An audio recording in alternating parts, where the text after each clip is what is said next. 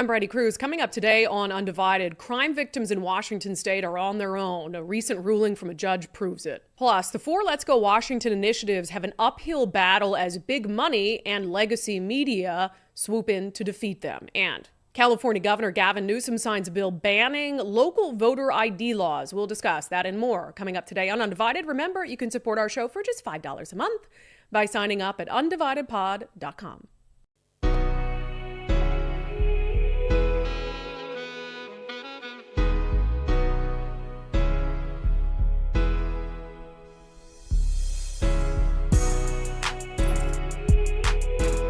Hello and welcome to Undivided. I'm Brandi Kruse. Thank you for being here. Thank you so much for your commitment to giving common sense a comeback. You are on your own out there.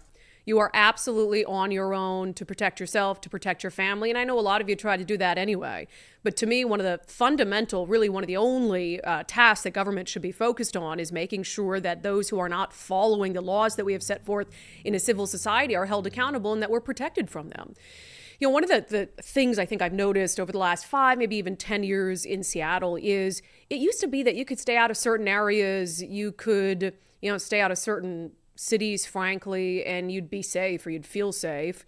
And I just don't think that's the case anymore. I mean, how many random acts of violence have we seen, from Ina Kwan, pregnant, about to give birth in her car with her husband, leaving a business they owned in downtown Seattle. She was shot and killed, as was her unborn child, to Ruth Dalton, the elderly dog walker who was doing what she had done for years in Seattle. And, a car full of dogs was yanked from her car by an 8-time felon, left in the street to die, or dog stabbed to death and thrown in a garbage can.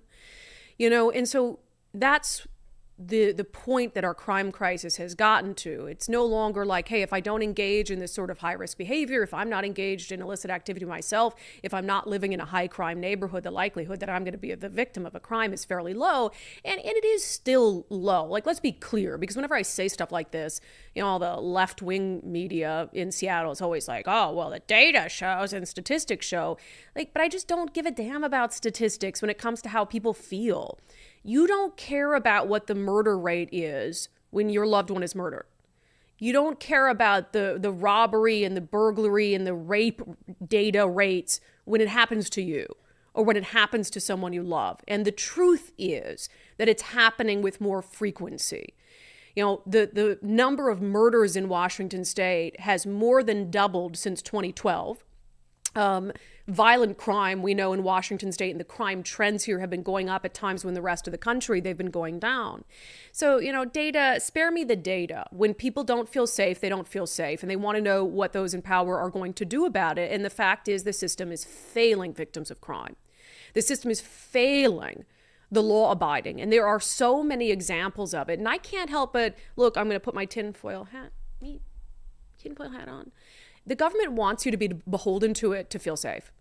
I firmly believe that they tear things down intentionally so that you have to go to the government to help be safe, keep your family safe, feel safe.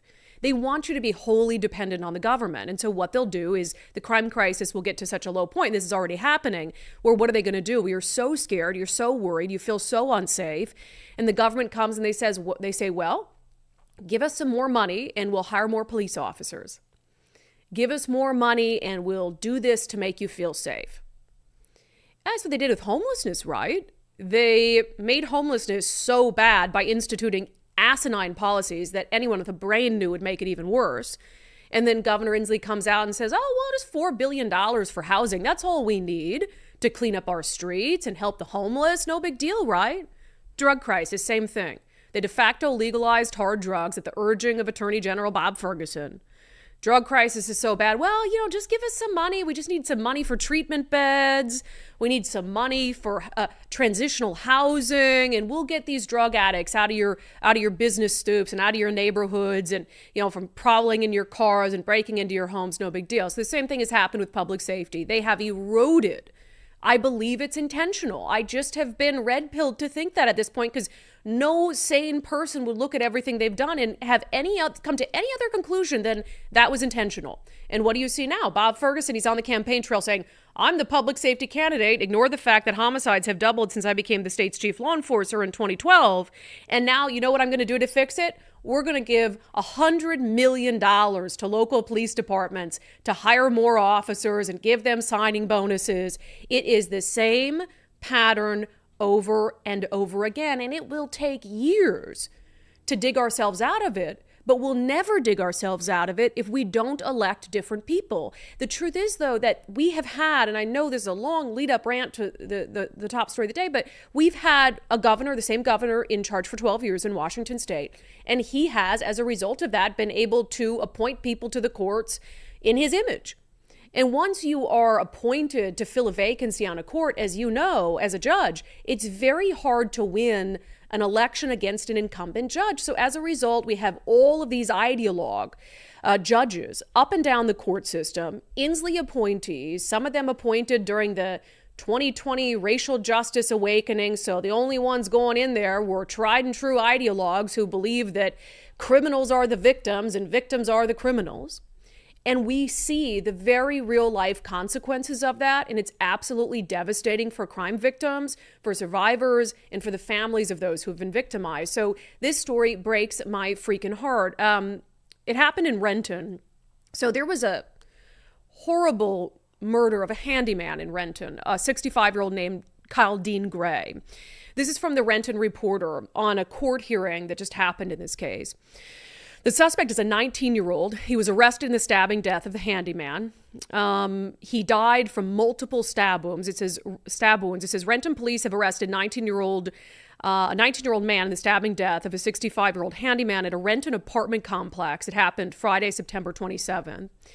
The King County Superior Court found probable cause for murder charges against 19-year-old Kashawn Conscience Jimerson of Renton at his first appearance in court on September 28th. According to first appearance documents, Renton police officers were dispatched at approximately 2:16 p.m. after Jimerson called 911 on September 27th, reporting he stabbed someone. Dispatch further reported to police that, quote, the male stabbed a handyman inside the home. Patient still conscious, reporting party will be outside with a knife. Arriving officers contacted Jimerson in front of an apartment unit without a knife and saw blood on him. Within the unit, officers found Gray lying on the living room floor, suffering from knife wounds to the chest and groin areas. Officers and responding medics attempted life-saving measures on Gray prior to his death at the scene. So we're talking about a brutal stabbing death. 19-year-old suspect, 65-year-old handyman. Well, he has his first appearance in court, and I'll tell you from covering the courts for a long time, that was my primary job before I started covering politics. You're talking about a murder case, probably anywhere from $500,000 bail to no bail, a no bail hold. $500,000, $1 million, $2 million if it's murder in the first degree, multiple victims, or a no bail hold if there's some exigent circumstances where there is a very high likelihood that this person would get out and kill someone else. So I would say $500,000 sort of bottom level for a homicide suspect in terms of bail, because remember, you're looking at a couple things as a judge. You're looking at the likelihood that they'll reappear and the likelihood that they might reoffend or pose a significant risk to the community if they're released. So you want to set the bail somewhere where it accounts for the seriousness of the crime, and also where it's high enough that the amount of money you have to give to a bail bondsman is enough to secure you coming back to court and not fleeing. Because if you're a murder suspect, you're weighing like, hey, do I flee the country and not spend 30 years in prison, or do I stay because I've got, $100,000 in my mom's house on the line if I flee, and then I'll fight this in court, right? So that would be my expectation. Enter Judge Michelle Gelson of the King County District Court. She released this 19-year-old suspect, Kashawn Jimerson, from jail with $50,000 bail after he stabbed a handyman to death with a large butcher knife and confessed to the crime. Prosecutors had asked her for $2 million bail, which given the nature of the crime is incredibly appropriate. But Judge Michelle Gelson said no and put it at $50,000. $50,000. That's more appropriate for someone who steals a car. maybe a second offense, theft of a vehicle, $50,000. Like a domestic violence case or something, I could see that being at $50,000, where a suspect was injured, but certainly not killed. $50,000 for a 19-year-old who stabbed a 65-year-old handyman to death by his own admission with a butcher knife multiple times in the chest and in the groin. So what do we know about this judge? Judge Michelle Gelson. Let me just read a little bit about her. Judge Michelle Gelson was unanimously appointed to the King County District Court bench by the King County Council in 2019. She is currently assigned to the Redmond Courthouse, where she presides over a variety of criminal and civil matters. She's committed to ensuring that everyone who enters the courtroom feels heard, respected, and experiences the legal process in a truly fair and equitable manner. Judge Gelson also presides over the King County District Court's Community Court in Redmond, which is an alternative problem-solving court aimed at helping participants reconnect with their communities by providing on-site services while holding them accountable for their behavior. Is that a equitable bail? Is that a bail that, quote, makes sure everyone who enters the courtroom feels heard, respected, and experiences the legal process in a truly fair and equitable manner? Is that fair to the victim? Is that fair to the victim's family? Does the victim's family feel heard and respected? The only person that that's fair to, the only person that's equitable to, the only person who left that courtroom feeling heard and respected is that 19-year-old suspect who now has been told by a court of law that you can stab someone to death with a butcher knife, admit to it, and you can be walking out free the next day on $50,000 bail. In what world does that make sense? And again, it's not an outlier. This sort of stuff happens all the time. And you have judges, to me, are becoming the biggest weakness in our criminal justice system. You know, you might have municipalities, like for instance, in the city of Seattle, Ann Davison, first Republican elected in Seattle in some time, she wanted to come in, take a harder on crime approach, make sure people were being booked into jail. But that can only go so far because she can't control what prosecutors do. She can't control what a judge does. And so you just have to have faith that the people who for a living are practicing law, that they could see someone who murdered someone with a butcher knife and say, maybe $50,000 bail is a little low. Maybe I ought to do something to make sure we protect the public from this person so he doesn't go out and stab someone else to death with a giant butcher knife. So you have crime victims that are truly at the mercy of courtrooms packed with ideologically driven judges.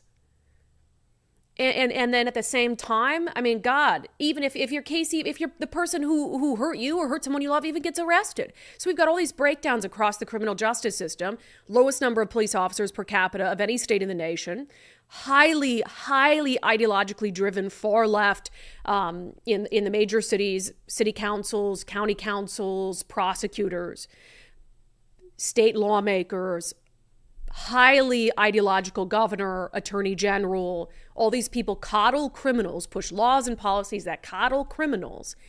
And I can't even imagine being that man's family and seeing the guy who admitted to stabbing him to death with a butcher knife walk out of jail, $50,000 bail. Holy smokes. And we have a trio of stories in this regard in terms of just failures of the judicial system today. How about this one from Como News? Boy arrested for attempted robbery with a knife, mistakenly released from juvenile detention. How the hell do you mistakenly release someone who commits a robbery with a knife from juvenile detention? And first of all, why is a 13-year-old boy committing a robbery with a knife? It says a 13-year-old boy was accidentally released from juvenile detention, after being arrested for an attempted robbery in West Queen Anne. Happened near McClure Middle School. After receiving reports of a robbery, it happened September 27th, police interviewed a 12-year-old victim and determined that a 13-year-old boy attempted to rob him of his bicycle with a knife on school grounds. On school grounds at a middle school in a traditionally very safe neighborhood in Seattle. Queen Anne? I lived up there for 10 years. Not a lot of crime happening on Queen Anne, but now we've got 13-year-olds armed with a knife robbing 12-year-olds on the grounds of a middle school. Officers arrested and booked the teen into juvenile detention at the Family Justice Center for investigation of robbery. Police were notified the following day, September 28th, that staff released the young man from juvenile detention by mistake. How does that happen? Oh, all the things I mentioned earlier that are going wrong in our criminal justice system. I didn't even mention the juvenile justice system, which of course is a disaster, so much so that our 2 juvenile detention centers or prisons for juveniles in Washington state aren't even accepting new bookings because there's so many juveniles already there who have committed serious violent offenses. Thankfully, officers were able to get a warrant, go back out, take this 13-year-old into custody without issue. That's terrifying. This third story breaks my heart. We were going to talk about it yesterday. We saved it for today. I can't say it's a particular surprise, but it's a follow-up in the Ruth Dalton case. The elderly dog walker yanked from her car, thrown into the road by an 8-time felon who frankly should have had 3 strikes and should have been serving the rest of his life in prison, but 1 strikeable offense was pled down, so it didn't count as a strikeable offense. So he was released into basically a halfway program in Seattle, pulled Ruth Dalton out of her car that was filled with dogs that she was walking and watching for other people, threw her in the street after he dragged her for a little bit with her own vehicle, hit her with her own vehicle, left her there to die, took her tiny dog Prince to a nearby park, stabbed it to death, and threw it in a garbage can. Well, guess what? He's unfit to stand trial. That is the ruling. It says, this is from, let's see here, Como, man charged in murder of 80-year-old Seattle dog walker deemed incompetent to stand trial. Social and health services workers performed a competency evaluation on Haynes in the King County Jail last week. The evaluation determined he needs treatment to restore his competency at the Western State Hospital in Pierce County. Judge Melinda Young ordered Haynes to undergo 90 days of treatment and then appear back in court December 5th for another determination of competency, that in the case of Jamad Haynes, who is the 8-time felon who killed Ruth Dalton. And look, this happens. So basically the process that you go through is they work for a certain period of time to restore your competency.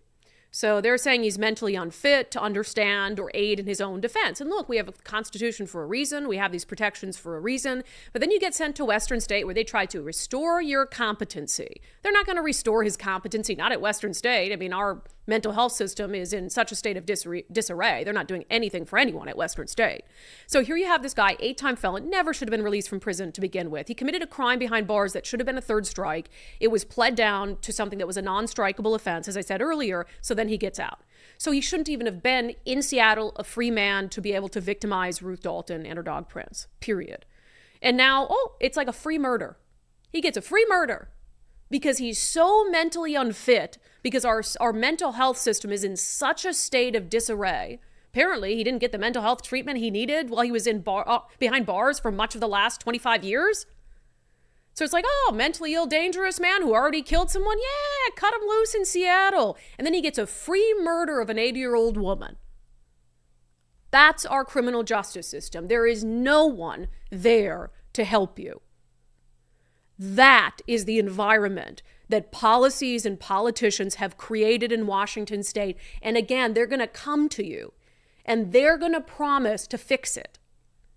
They're going to promise to fix it if you just put them back in office, if you just give them more money, if you just let them increase taxes, they'll fix it, they promise. Just like they promised with the homeless crisis. Just like they promised with the drug crisis. Hell, just like they promised with the traffic congestion. You name it. You name an issue plaguing Washington state. It was created by the party in power, the exact politicians in power. They promised to fix it, if only more taxes, if only more money, and it's only gotten worse. And they're doing the same thing with the public safety crisis. Bob Ferguson spent 12 years as Attorney General sitting back and doing nothing while the crime crisis worsened on his watch, and now he comes out and he dubs himself the public safety candidate. He says it's his number one priority. All of a sudden, now that he's running for governor, and he's going to fix it, just needs $100 million to pay officers more to try to get people to want to be in the job, which they don't want to be in the job because they don't want to work for a man who spent the past 5 years politically prosecuting police officers for murder and trying to put them in prison. We will not get out of any of these crises, the public safety crisis included, if we entrust the same people who created the problem to fix it. That is insane. And until we fix it, we're all on our own.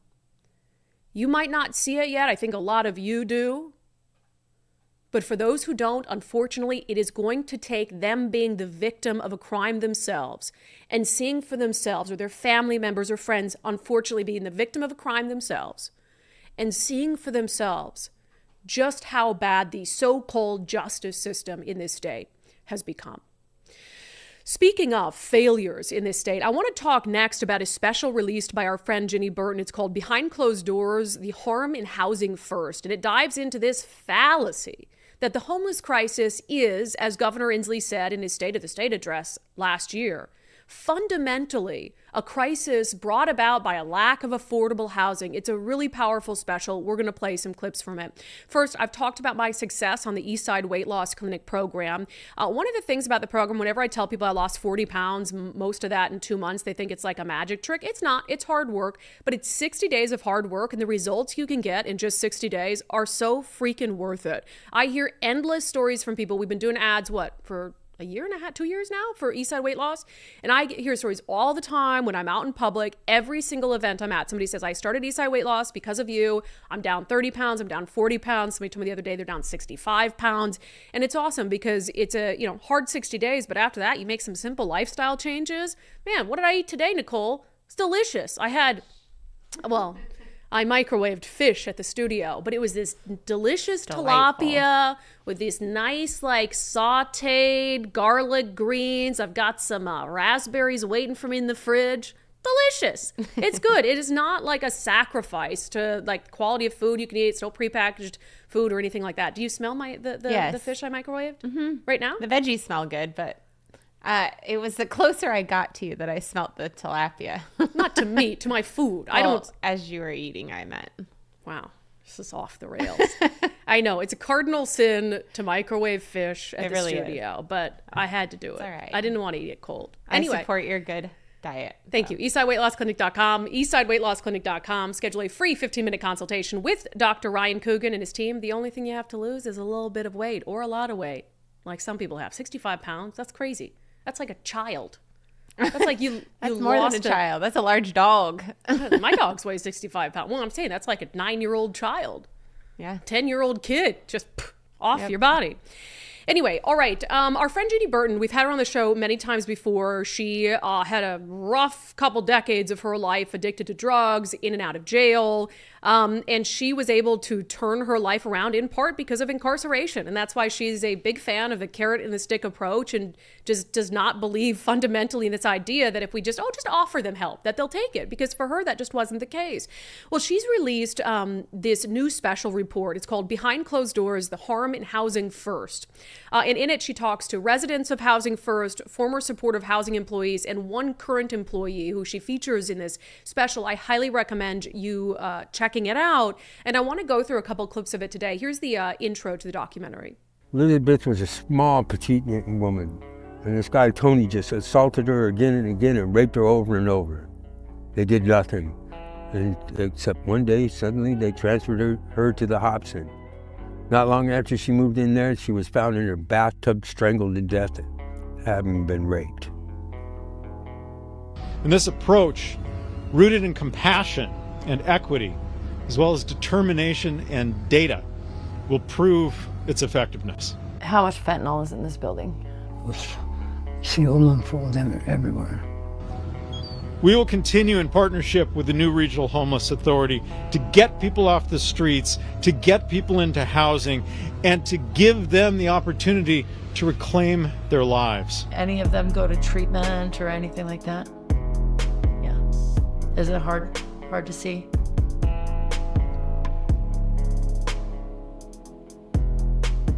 One widely held belief is that behavioral health issues like untreated mental health or substance use disorders are root causes of the homelessness crisis that we see all around us. This is wrong. Do you feel like first responders are called more to these buildings than, you say, your average apartment building? Oh, I know they are. That's the whole basis of my approach, is I'm just looking at hotspots. This approach works. I've lived there 10 years now, 10 years. and I've watched 30 people die. So they're declining inside of these buildings. Rapidly. They came right into an environment, we put them right into an environment where the drugs are being used. No one cleaned up there. Yeah, so Ginny Burton, she explains here, and I think it's such a timely program because you have the governor, you have the King County executive saying, hey, it's housing first. Like, let's just pull people out of these tents, put them in housing, and it'll be like the solution to all their problems. And we're not going to mandate treatment and all of these things. And the truth is that so many of these people go into these housing facilities and they're not safe, or they just continue to decline into their addiction and ultimately die there. Here's Ginny explaining why she decided to feature these stories. I'm going to show you a series of stories that paint the real picture of Housing First in Seattle. Housing First is a policy and strategy that is aligned with harm reduction. It provides access to barrier-free housing for our community's most vulnerable adults. Those who make it in are placed in buildings with little to no instruction on how to improve their lives, even though that is why they move into housing. You will see that it's hard to tell which is worse, living outside or behind closed doors. Community leaders like King County Executive Dow Constantine and the King County Regional Homeless Authority claim there is substantial evidence of Housing First being an effective solution to homelessness and a frugal approach to accessing support services. They also report a reduction in the use of public services like first responders, hospitals, jails, and emergency shelters. These claims are unfounded, but don't let me convince you. I want you to hear it from the experts. Yeah, and I think that's what's so important about this is you have politicians saying one thing, but what are the people at the center of this actually experiencing?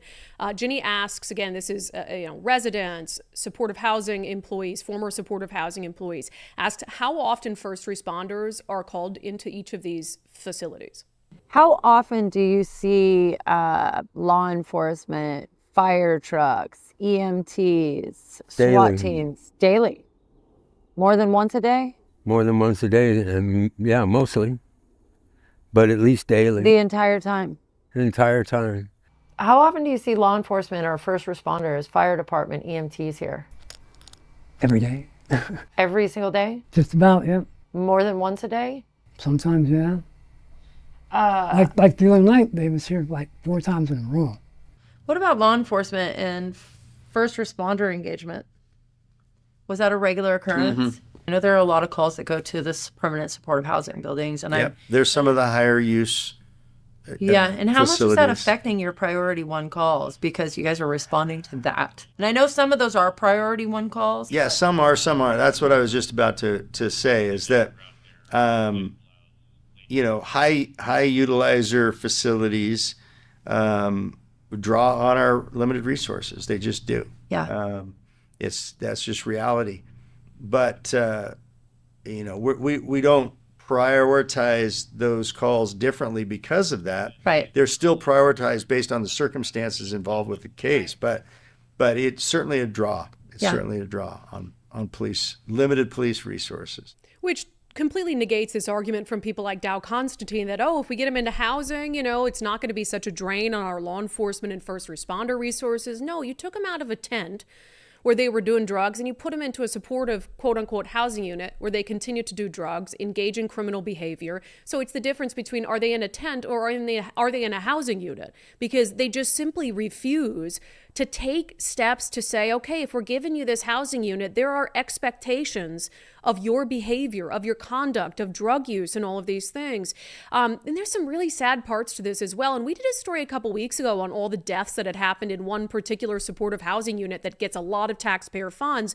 Ginny asks residents, Tim and Craig of this particular supportive housing unit, about what, the horrors of what happens in there. Do you see open drug use in the building? Oh, yeah, most certainly. How much fentanyl is in the building? Basically, everybody there uses fentanyl, but a handful. And what about meth and crack? Meth and crack, those are the handful. How many deaths have you seen over a 6-year period? Over 60. How much fentanyl is in this building? A lot. A lot.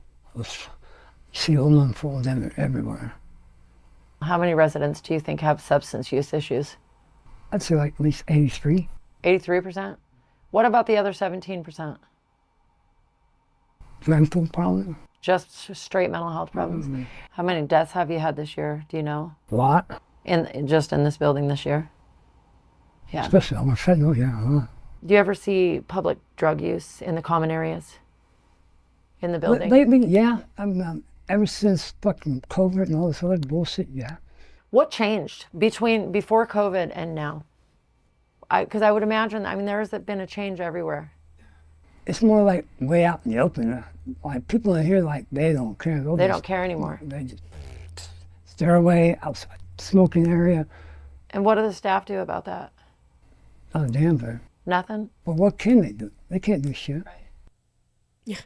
So you've got supportive housing units that we're led to believe are going to be the solution to the crisis that we have on our streets and the crisis of addiction. Yet you've got people who live in there who say people openly are doing drugs in front of these staff, again, paid for with taxpayer funds, and they don't do anything about it. So it's like, why do you think that that's better?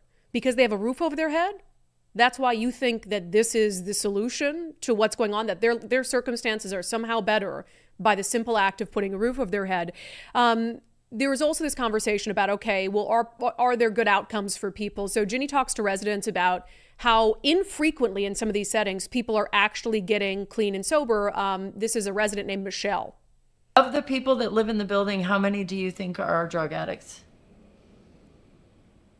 A lot?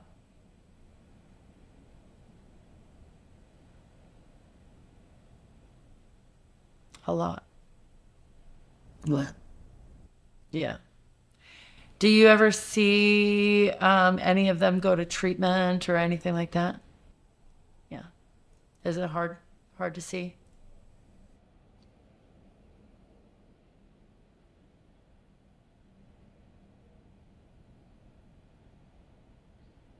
Do they But help they people travel. get clean and sober? I ain't never seen nobody get clean and sober. How many people do you know in this building that have gotten clean and sober because they got into housing?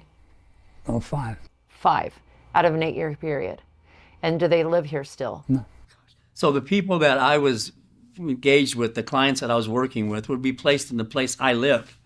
And now I got my neighbors and people around me, people I'd taken machetes from or got between knife fights with or taking a gun away from people. You know, you got an option. You give me the gun. People were able to get guns into these places. Oh, yeah. I caught a guy in the stairwell. I seen him on the camera. I went, hey, dude, you got to give me that gun. Yeah. You know, either give me the gun or you got to leave. That's your 2 options. And the dude's like, well, there's a third one. I could shoot you with it. I go, dude, you know, really, that's not going to be good for anything. I was like, oh, I need to use my skills now, you know. So yeah. There was a lot of that happening in there. The people that were there, people came in clean, and a month relapse. Yeah. And I was like, sad to see that because, you know, they came right into an environment. We put them right into the environment where the drugs are being used. No one cleaned up there at all when I was there. Just insane. They also featured Bart, a former supportive housing employee, who said that these houses are not in any way, shape, or form controlled environments. As time went on, I felt like an enabler more than a helper. When they would come to that refrigerator and get 2 beers and maybe it made them feel better for that morning, but when they kept getting there, because we had that program doesn't mean they don't have other ways to get more when they want more. Right. And especially when payday comes. So, and then they would sometimes just get obliterated. Yeah, so what the hell are we doing, right? Like, what the hell are we doing?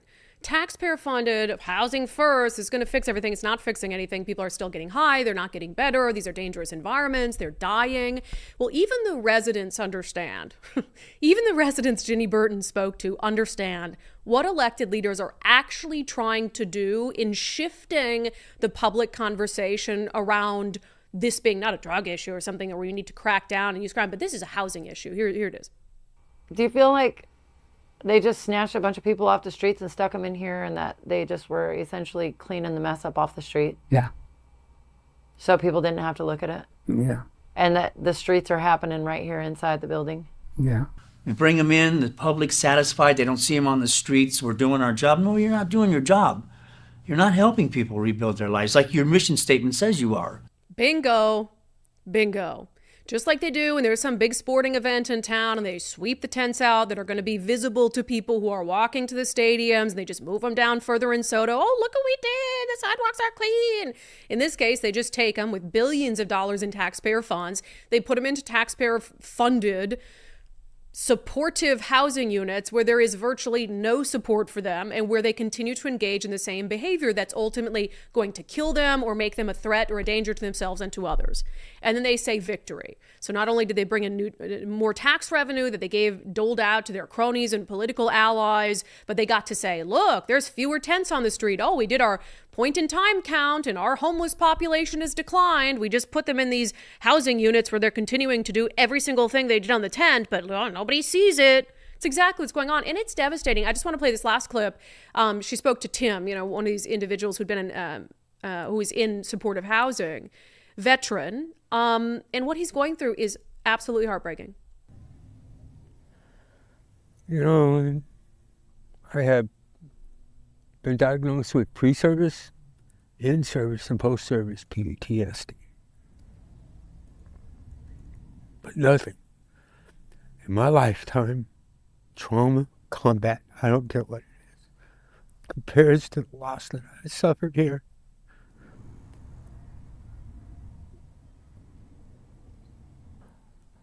Somebody said, well, what about grief counseling? That'd be fine if the deaths stopped happening, and then I could grieve those that have happened. But grief counseling, when the traumas continue to go on,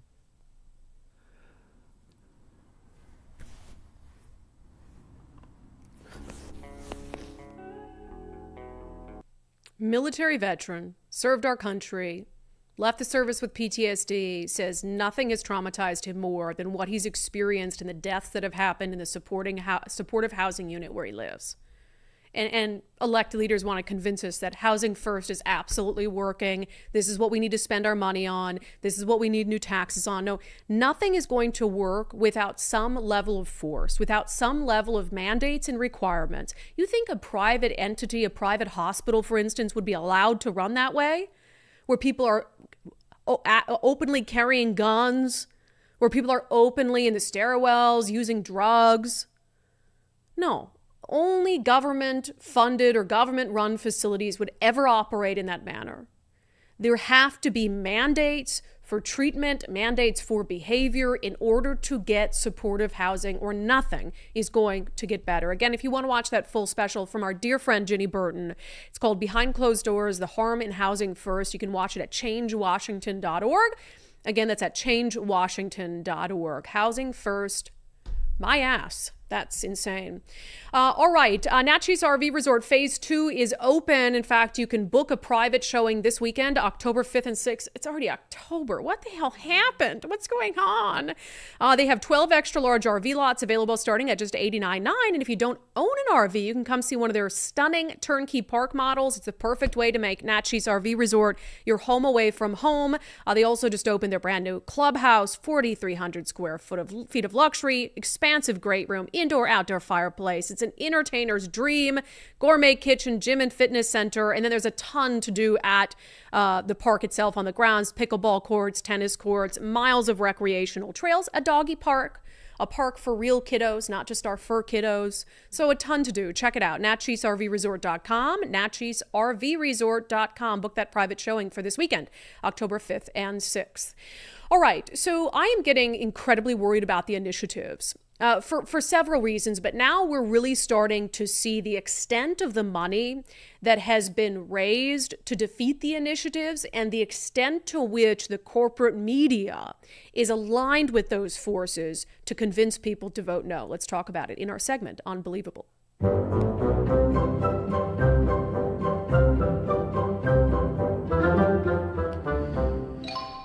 Boop.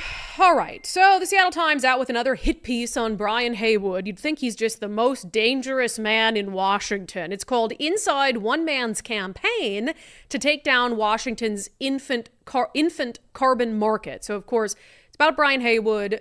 He is the backer of the Let's Go Washington initiatives. This one focuses on the initiative 2117 to repeal the Climate Commitment Act. Remember, vote yes to pay less. Vote yes on all of the initiatives if you want to repeal some of these crazy policies, wasted money, new taxes, etc. So the whole story is ridiculous. And you could tell they have these little areas where they're trying to sound fair, but they spend much more time sort of vilifying Brian Haywood and what he's doing rather than looking at these much more powerful interests that are spending more money, doing even shadier things to try to defeat all of these initiatives, including 2117. So the kind of through line of this story, the Seattle Times focuses on these gas rollbacks. In fact, I participated in, Nicole and I did one of these gas rollback events where Let's Go Washington, it's kind of genius. They're trying to raise awareness for the fact that the Climate Commitment Act has raised gas prices. At one point, as much as 50 cents a gallon. Last summer, we had the highest gas prices in the country. It's the first time that ever happened. And it's because of the carbon auctions, because you have these quote unquote polluters who are being taxed. They pass that cost along to consumers at the gas pump. So what they do is Let's Go Washington chooses a gas station for a 2-hour period of time, and they roll back gas prices to the national average. So when we were in Auburn, what was that, a couple days ago or Friday, they rolled it back to $2.99 a gallon.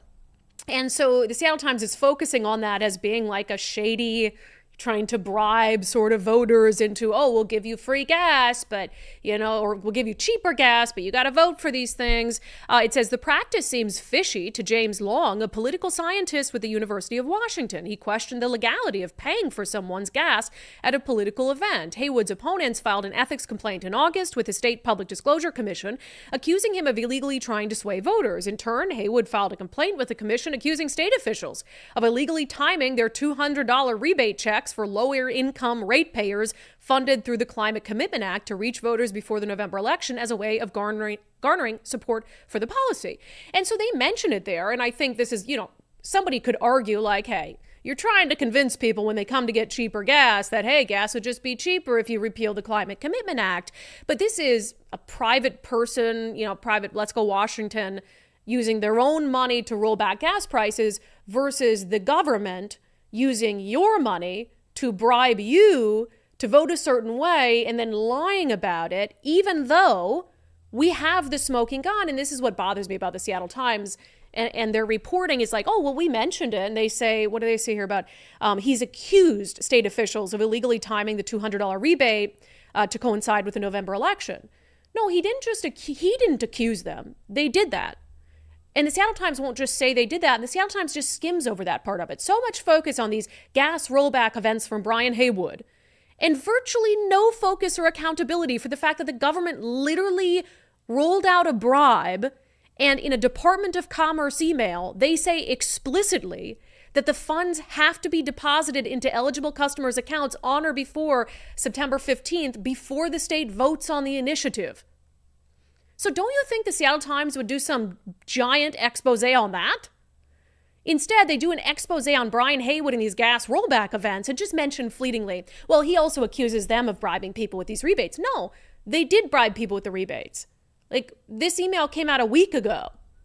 Before this story, the Seattle Times has this email, and they just gloss over it, right? So this sort of theme continues of honing in on Brian Haywood, evil, rich man, trying to ruin everything, and then glossing over these much more powerful interests doing incredibly shady things. So, for instance, it says, with his money, Haywood has afforded himself an outsized influence on Washington's climate policy. His efforts could easily ripple into other states watching the election while deciding whether to enact similar policies of their own. In that way, and this is the kicker, in that way, this ballot initiative has the potential to shape the national emissions profile and, in essence, the climate itself. They literally wrote this. This ballot initiative has the potential to shape the national emissions profile and, in essence, the climate itself. The Seattle Times is literally saying, with no evidence whatsoever, that if Washington State's carbon auctions are repealed in November, it has the potential to shape the climate, the global climate itself. Not only do they have no evidence to back that up, there's actually ample evidence to show that that claim cannot be proven. For instance, in the Seattle Times editorial board's own interview, when they were deciding, do we endorse 2117 or not, they ended up saying, don't vote for it. The Ed Board asked one of the backers of the CCA whether they had any way of proving that the CCA was helping the climate. Here it is. How are you tracking it? You know, I mean, you preserve some forest land that captures carbon. People replace their gas furnaces with heat pumps. How are you keeping track of those kind of things? Yeah, we don't have like a system yet that sort of tallies up all of the CO2 reductions from every investment that we make. Some of the investments are, we've invested in stronger air quality monitoring networks throughout the state. There's not going to be a direct greenhouse gas benefit from having more accurate information about what air quality is in South Tacoma, but it is something that our, elected members of the legislature think is important. They literally told the Seattle Times, the people who support the CCA, no, we don't have a way to track it. And some of the stuff we're paying for with CCA money, technically it's not designed to reduce carbon emissions. Like air quality warnings. Like it'll tell you if air quality is bad, but it doesn't do anything to fix it. Yet the Seattle Times actually writes in this article, a month away from an election, that if voters vote yes to repeal the CCA, it could shape the national emissions profile and, in essence, the climate itself. Not to mention, the Discovery Institute just did this report. Jonathan Lesser with Discovery Institute was on. They actually looked at not just the CCA. If Washington State were able to reach all of its climate goals, all of its emission goals, every crazy wild goal it set, even if it did that, then the net impact on the global environment would be something like 3.3%, like a third of a thousandth of a percentage in the global temperature. And one of the things he pointed out to us is that is the difference in like a thermometer you might, or a thing you might buy, like what do you call it? Not a thermometer. What do you call it that you just put outside? Yeah, thermometer. Yeah, thermometer. Thermometer. That like the margin of error for a thermometer is like way larger than that. You're talking about like It's again a point, and it was like 1/1000th of that point. Right. Even if Washington State were to reach every single goal it set, not just the CCA, that the global climate temperature impact would be, I struggle with the percentage point. It was like a third of a thousandth of a percent. It's just insane. So I want to revisit one part of the Seattle Times article. Can you back up that last quote from the Times? It says, with his money, Haywood has afforded himself an outsized influence on Washington's climate policy. With his money, Haywood has afforded himself an outsized influence. Like he spent probably $8 million of his own money on these initiatives. And not just the CCA. That's for all 7 of the initiatives that were run. He spent about $8 million of his own money. And they bury the fact that in this long article, like painting him as this rich guy who has this outsized influence on politics, they bury the fact that the no on 2117 side has raised far more money, millions and millions and millions of dollars more to defeat the initiative. And the people who are donating to the no on 2117 cause are way richer, way more powerful, have way more of an outsized influence on Washington politics than Brian Haywood. It buries it. It says, certainly the campaign against 2117 has raised much more than Haywood, and in the weeks before the election appears set to ramp up spending. The 5 most lucrative groups campaigning against him have raised a combined $22.3 million, of which they've spent about a quarter, $22.3 million to defeat the initiatives. Some of the largest donations for the cause have come from Steve and Connie Ballmer of the Ballmer Group, Bill Gates, Microsoft, Amazon, BP, venture capitalist Nick Hanauer, and REI. And then, of course, the Seattle Times has to note, editor's note, the Ballmer Group and the Gates Foundation support some coverage in the Seattle Times, but do not have any knowledge of or influence over the work. Say what coverage they support. Say what coverage they support, Seattle Times. Does anybody know what coverage they support? The Seattle Times Climate Lab. where they talk about climate change and where they vilify people like Brian Haywood for trying to get rid of the CCA.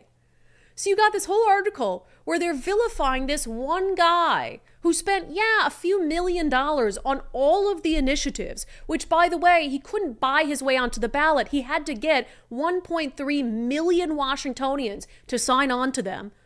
Screw the voters. It's all about Brian Haywood and how evil he is.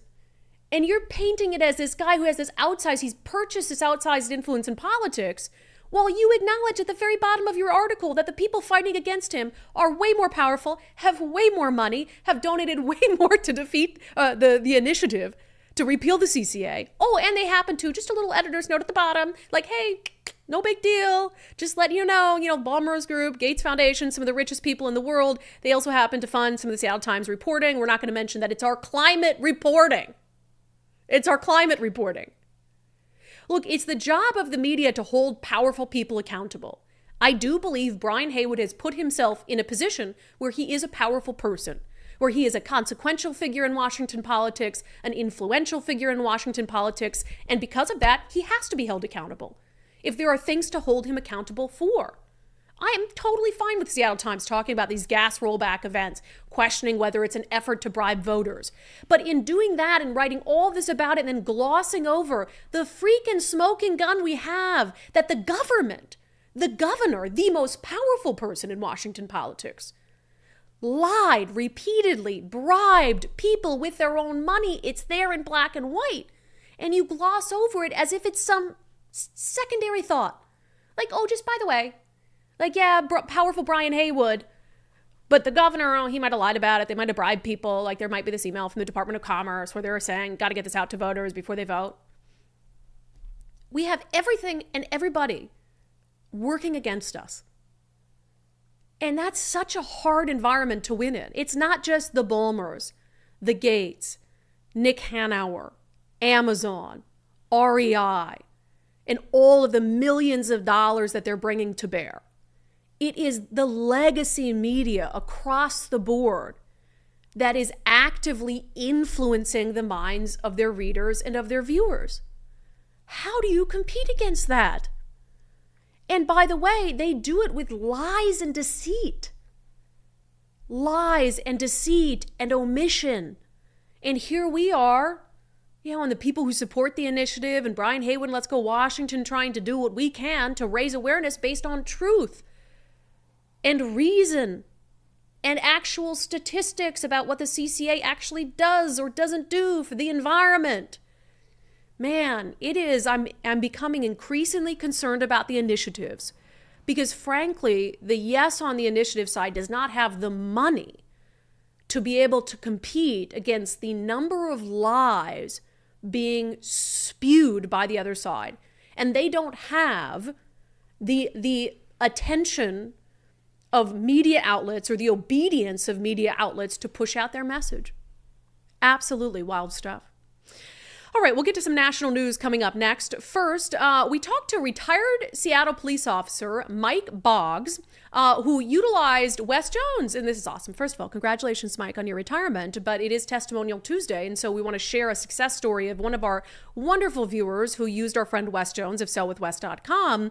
So Mike went to sell his home. He retired from SPD. And he says one of the things that he utilized from Wes is the concierge service where they can come in, help you make upgrades to your home, just get it ready to hit the market. And he could not believe how fast his home sold. Wes came out and met with us, and we told him what our concerns were. And he mentioned the concierge service, and we did take advantage of it. And it was, I think, the smartest thing we've ever done as far as selling a house. We sold in 6 days for a full asking price. Oh, amazing. It was really amazing, especially in, this isn't the greatest climate for house sales right now. And that's one of the concerns we had was we're building a house. And so you have to kind of time this correctly so that you have the proceeds from the house that you're selling to put towards the house that you're going to be buying or building. And we actually put on the market a little sooner than we thought we needed to. And it sold so fast that it was, this is fantastic. Love it. Another sellwithwes.com success story. Sellwithwes.com, a better way to sell your home. All right, some national news. In California, Gavin Newsom has signed a law that outlaws local jurisdictions in California from instituting voter ID requirements. Gee, why would they do that? It's baffling. This from Politico. California outlaws local voter ID rules. Local governments in California will be barred from establishing local laws that require residents present identification to vote in elections under a new law signed by Gavin Newsom. The legislation from State Senator Dave Min, an Orange County Democrat running for Rep. Katie Porter's open house seat, is a direct response to a controversial ballot measure approved this year by voters in Huntington Beach, requiring people to show voter identification at the polls. It will take effect on January 1st. So voters in Huntington Beach said they wanted people to have to show IDs when they vote. And very similar, like Washington state fashion, California state lawmakers are like, no, we won't allow that. So we're going to pass a state law saying you can't do that, even though this was an initiative voted on by voters. We know better than voters. But of course, there's no good reason. We've discussed this on the show before. There's no valid reason not to require voter ID.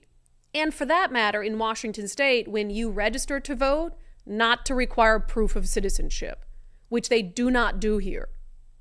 So Elon Musk shared this graphic. I think the graphic's from Turning Point USA, but Elon said the same people who demanded that you have a vaccine ID to travel are now demanding that there be no ID for voting, and it lists all the things that you're required to show an ID for. Ready? Boarding a plane, getting a prescription, applying for a job, cashing a check, applying for food stamps, driving, getting married, adopting a pet, buying alcohol. But one of the most fundamentally important things and parts of being an American, voting, nope.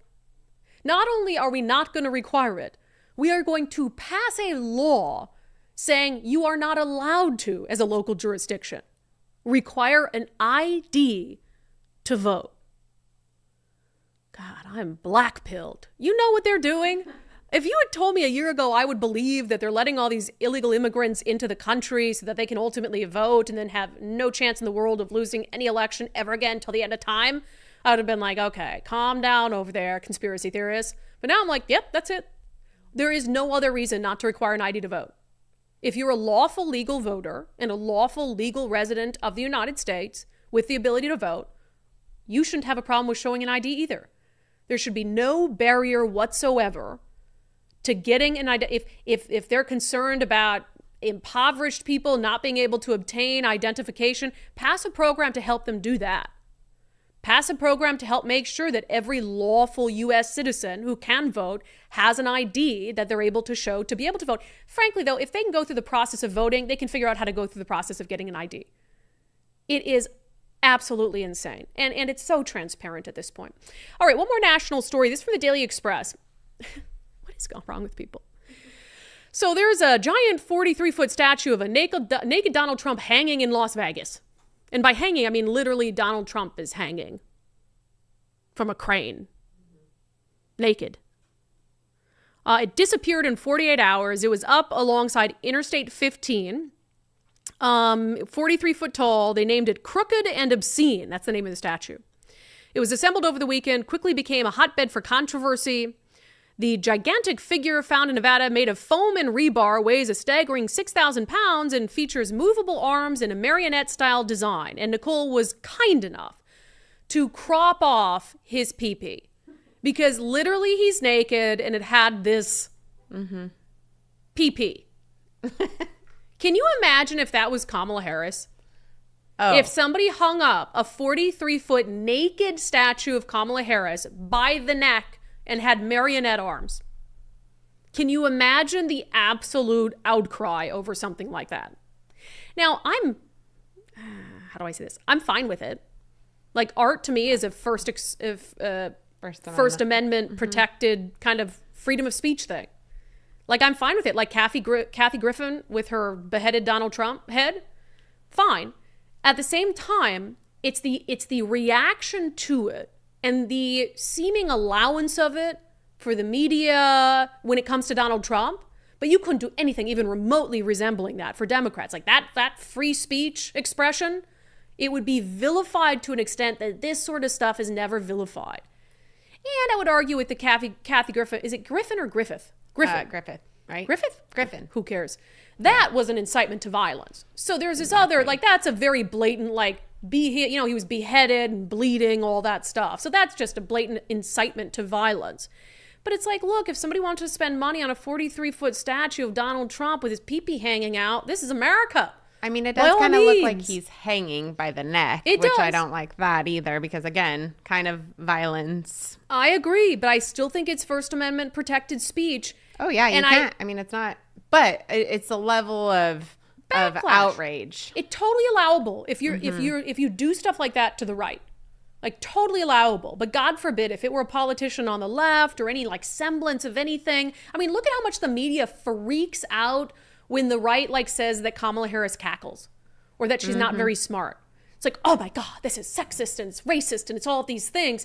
But, let's ignore the 43-foot naked hanging statue of Donald Trump. Like, that's fine. It's just ridiculous. Where have we come to as a country? It's so sad. It's really so sad. All right. If you are watching everything happening in this nation and you're nearing retirement and you're thinking, will I even have a retirement? What's going to happen?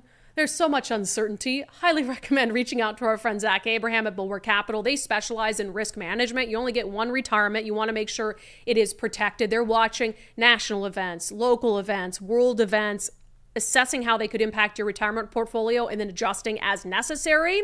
So I highly recommend getting their free common sense investing guide at knowyourriskradio.com, knowyourriskradio.com. And man, we have Zach on the show every week to talk politics. He is hyper aware of every single thing happening in the political realm. Last week, he sort of lost it on Nancy Pelosi's husband selling off some Visa stock before a Fed investigation into Visa was announced. The most disgusting part of it is that they didn't break any laws. Isn't that insider trading, though? It is, but insider trading does not apply to congressional people.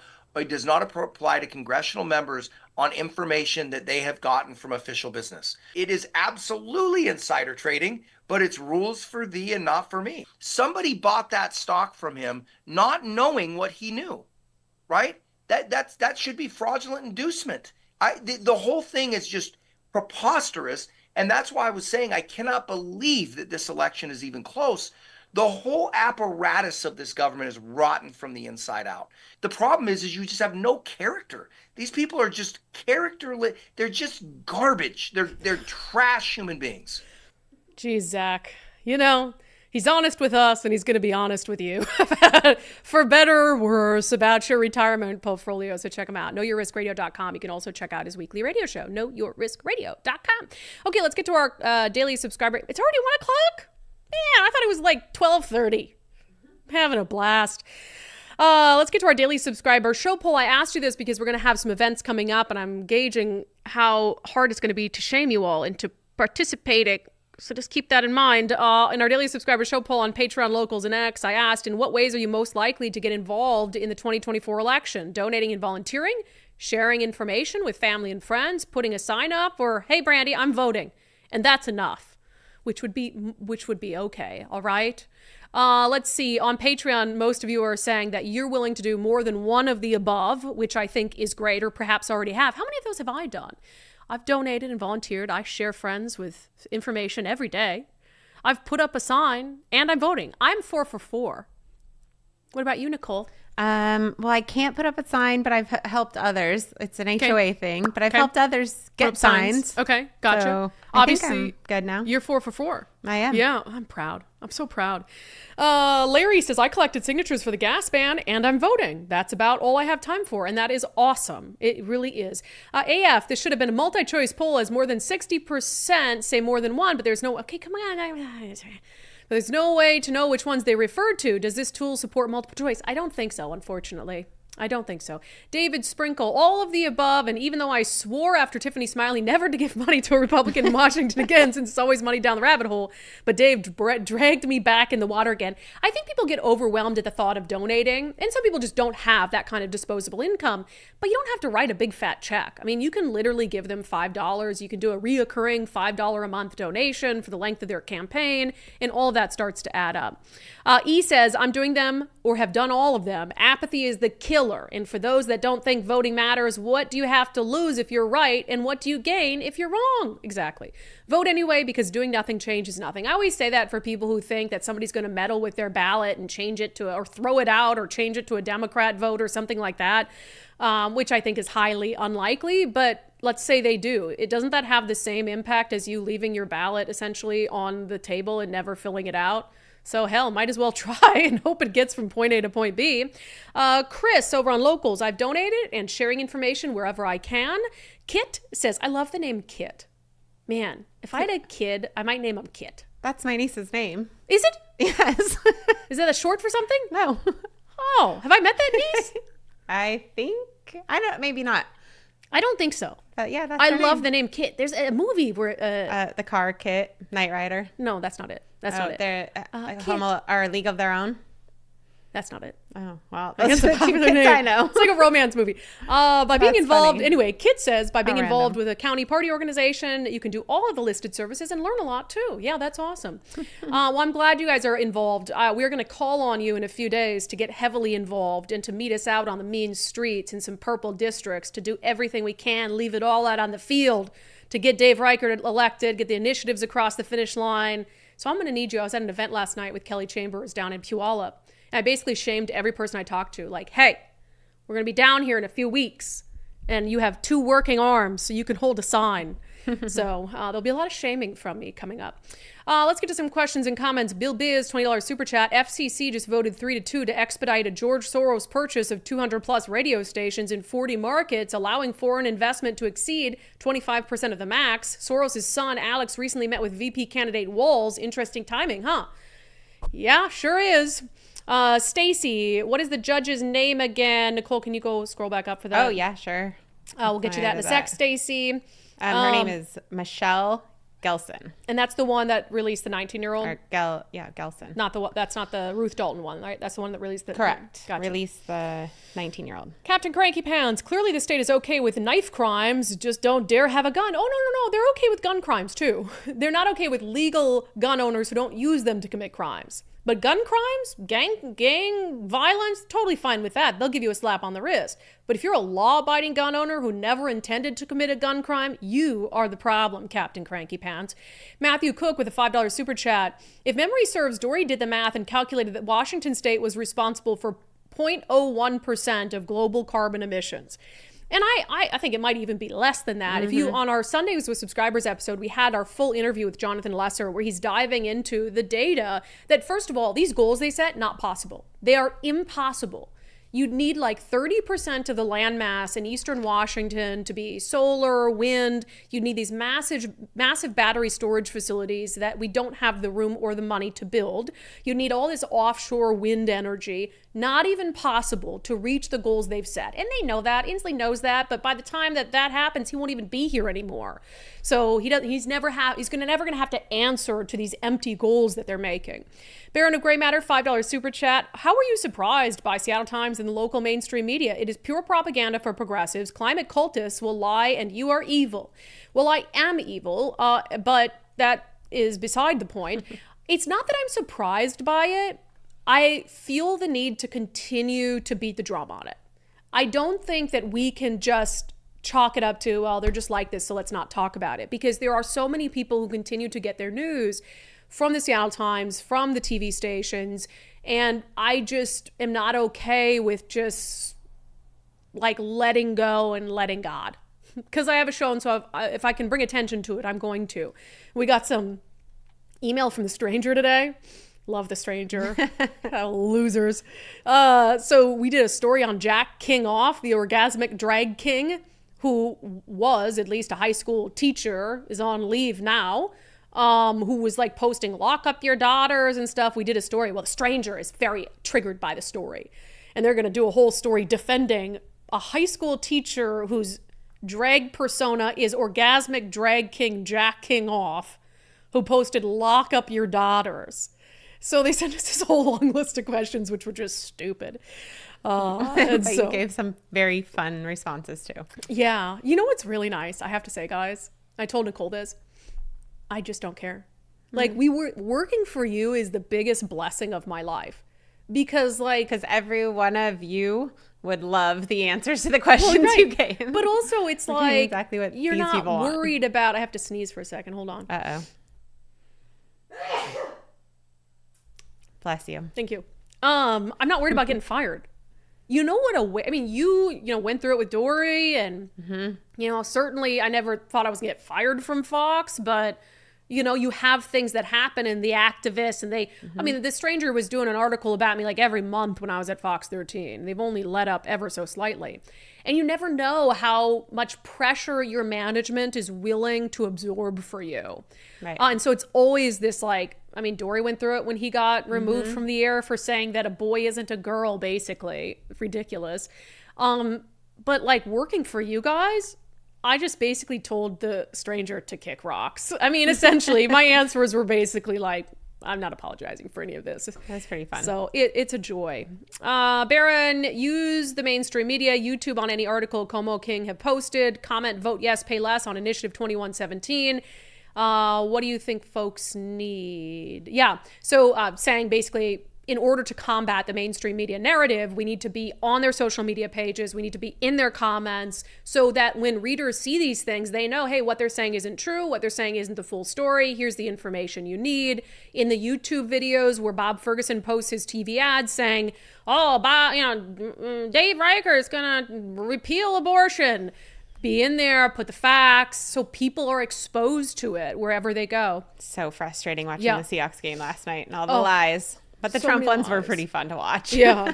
TZ Burton, Brian Haywood can shape the climate like Bill Gates is a doctor and knows about viruses. Wait, he ran Microsoft. Yeah. Rick Johnson, I'm so tired of taxes bleeding me and my family dry and then being used for nothing.